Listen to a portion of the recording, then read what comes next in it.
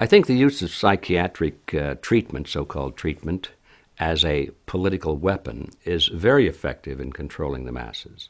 The Soviets were very expert on incarcerating their political dissidents. They would either send them to concentration camps up in the Arctic Circle where they would be worked to death, or in many cases they'd put them into psychiatric wards and punish them. They would punish them with drugs and electric shock and that sort of thing. I think the example that we see in China today is very instructive. China is a good or a bad example, depending on how you look at it. I say it's a good example because it shows us how a totalitarian regime can use psychiatry as a political weapon to discipline and torture, literally, and frighten people into submission. What's happening here in the United States seems to be following in the same footsteps of the path that's already been taken in China.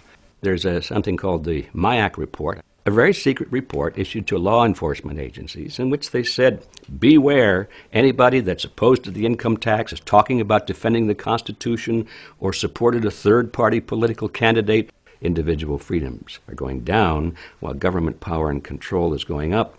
And you just lay a mental ruler along that graph in your mind for the last 20 or 30, 40 years and project it into the future, and you can see where it's going.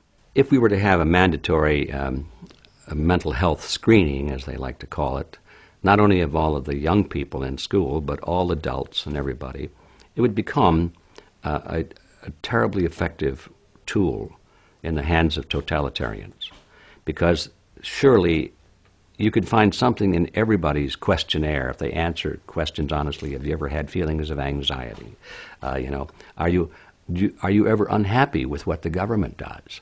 You put that in the context of everything else that's happening in society, the growth of government, the growth of big government, the diminishing of personal freedoms, the desire to regiment the population and eliminate opposition to the political leaders. When we put it into that picture, now it takes on a very special meaning. When you look at the area of psychiatry, it becomes particularly worrisome because many people are not sensitized to the political implications of using that field. If we're not willing to challenge, and if we're already afraid that somebody's going to put this label around us, then we've already lost. There's no turning it around. The time has come for us to stand on our convictions, to know what is right, to take the risks, and stand for freedom.